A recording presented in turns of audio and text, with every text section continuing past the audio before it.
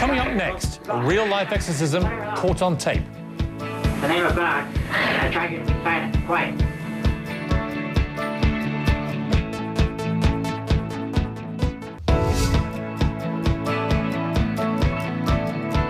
Anthony Hopkins' latest movie, The Rite, comes at a time of a great surge in exorcism worldwide. Real people calling on exorcists to cast out evil spirits. Michelle Redding's mother, Pat, had 16 exorcisms over the course of a decade. And John Zaffis is an expert in the field who investigated her case. John, let me just start with you. I want to show you the video first and get your immediate reaction to what we are going to see here, because what we're about to see, Michelle, is your mother actually undergoing an exorcism for real, right? Yes. Quiet, devil. God, let her alone. In the name of God, I charge you to be silent, quiet.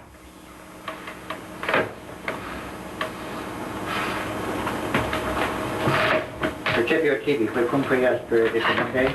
And only with socius to it, de fauminum obstidentibus. Per mysteria incarnationis, passionis, resurrectionis, redemptionis Domini nostri Iesus Christi, commissionis Spiritus Sancti, de per eventem iestum Domini nostri et benedictionem dicas, mihi nomen tuum. Dic mihi nomen tuum, diaboli, quis est tu? Tell me your name. Who are you? Tell me your name. In the name of God, answer my question. Leave her alone. What is your name? I charge in the name of Jesus Christ. Tell me your name. Tell me your name. Who?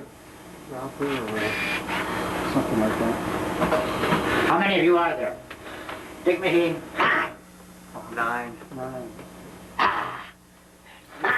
I mean, John, this is very harrowing stuff. It must be very hard for you to watch as well, Michelle. But the reason I want to start with you, John, you looked into this. Yes. And you're under absolutely no illusion that what we're seeing there is completely genuine and that Michelle's mother was possessed.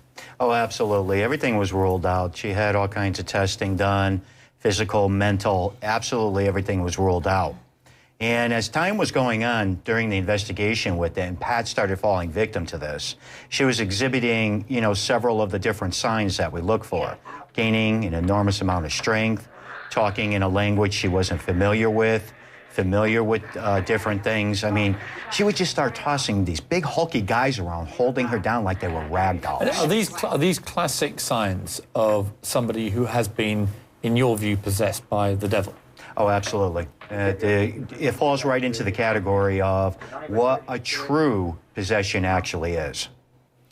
Michelle, obviously very difficult for you to have to watch this. Your mother has passed away since this video. Yes. She went through 16 exorcisms. Yes. I mean, it must have been, as her daughter, just almost unbearable to watch this, wasn't it? A nightmare. It was a nightmare. And I knew if I wasn't there for her, in a way, after the fact, you know, no one seemed to be able to, on a daily basis, understand it. And was there a time when your mother was perfectly normal? Or did she always have this? No. She was perfectly normal. It happened almost over a 10-year span, the entire thing. But do you remember the first time it happened? Oh, yes, I do. I really do. How old were you? 15. And it was a similar scene to the one we've witnessed? Yes, actually, that looked like one of the first ones. It was done in the home, and it's how she terrifying acted. For you and the family to watch this. Yes, actually, my father and sister couldn't handle it, and I had to be there for her, and I didn't mind. I mean, I knew that it wasn't her brain malfunctioning. I knew she wasn't psychotic. She didn't drink, never did drugs. I knew something was wrong with her, and it was obvious. And the way she acted, it was frightening, but it wasn't exaggerated. So, I mean, but it's still frightening. I mean, it's the strength she had and that she gained. I mean, she tossed grown men that were holding her down off of her. I mean, as you saw in that, she had to be tied down. Do you believe that she was possessed by the devil or evil spirits? I do. Did I believe that was possible before it happened to her? Open mind, maybe. Having it happen to your mother and knowing your mother for that long and then having it happen, I do. We're going to take a short break now. When we come back, I want to talk to you, John, about the explosion in the number of people coming forward now, wanting exorcisms. And I want to talk to you again, Michelle, really about how your life and your family's life was just thrown into complete turmoil by what happened and how you deal with it if your family is engulfed with this kind of situation. John, I guess the obvious question is why would this happen to somebody like Patty? Pat Reading was an exception. She wasn't involved with anything. She never practiced anything. And she was what we call a sole victim. That is purely, these things happen randomly. One day she was out in her yard hanging out laundry. And she claimed that something came over her that day. We were never able to find anything substantial behind it. Then shortly right after that, the haunting broke out in the home. And then she ended up falling victim to actual pure possession. Anthony Hopkins spoke earlier about his new film, The Rite, which deals specifically with a real-life story about a great exorcist-busting priest, if you like.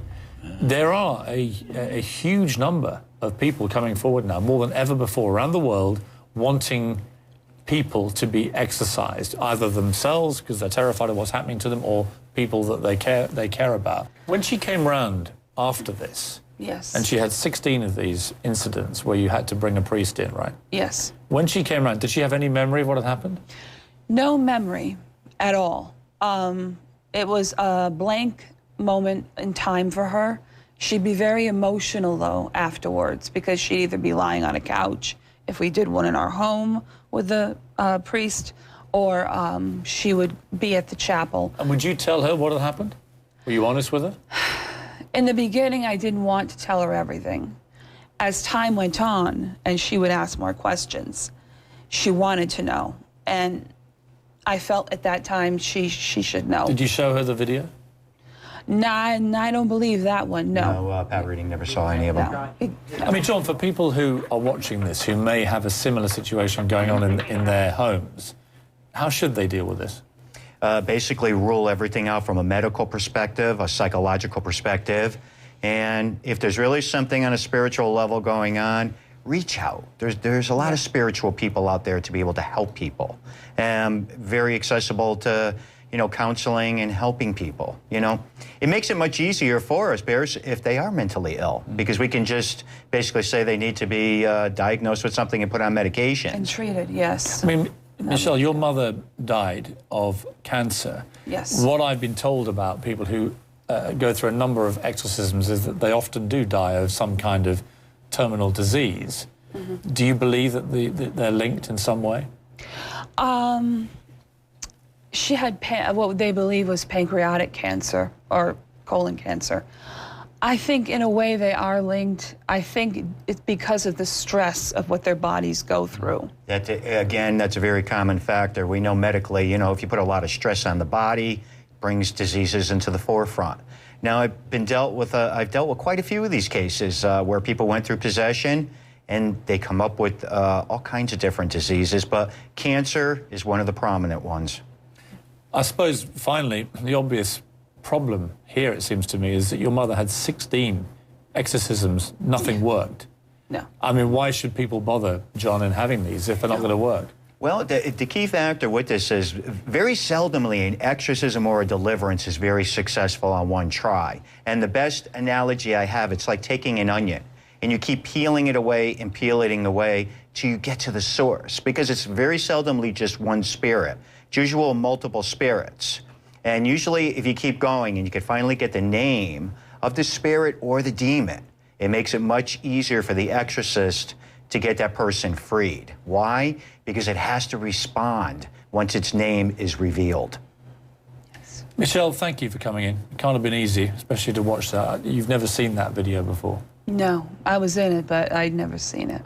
It was I hope you find some peace in your life now, because I can't even imagine what 10 years of having to see your mother go through that must have been like for you. But thank you for sharing your story with us. And John, thank you. No, thank you. It remains, I think, a large part. Thank you.